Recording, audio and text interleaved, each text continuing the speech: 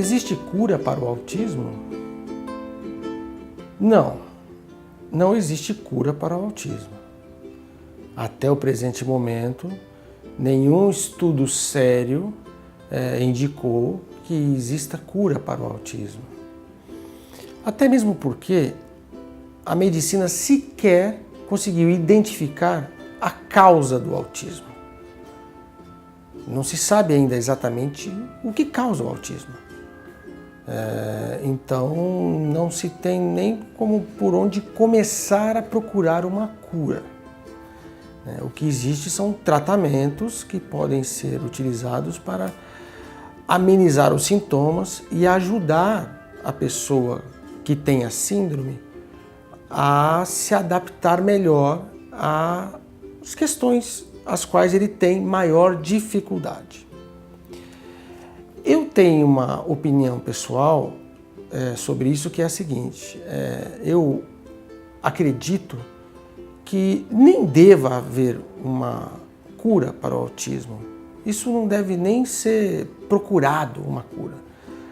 Lógico, tem muitas pessoas que sofrem muito com seus filhos. Não estou aqui dizendo que isso está tudo bem e é normal, entendeu?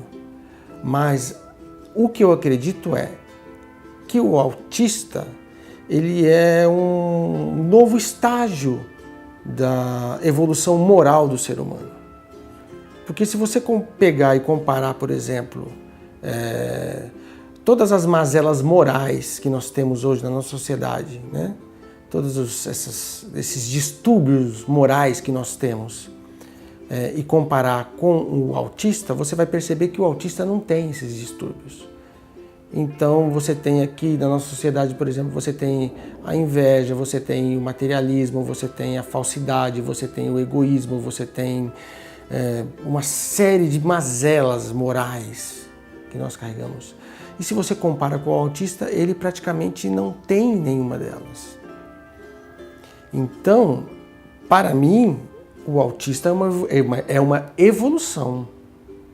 Né? Ele não é uma doença, não é algo que deva ser combatido. É lógico, né? Como todo processo evolutivo, os autistas estão se adaptando. Né? Eles têm uma dificuldade de se adaptar a esta sociedade que nós temos, porque, na verdade, quem é mais doente é a nossa sociedade, né? Não os autistas. Então, na minha opinião,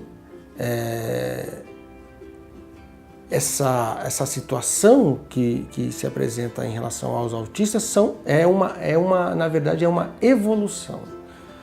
Então, eu acredito que quando nós tivermos uma quantidade bastante expressiva de autistas na sociedade, ela irá se transformar e ela irá mudar, pela questão da quantidade de autistas, ela irá mudar para um patamar melhor do que nós temos hoje em dia.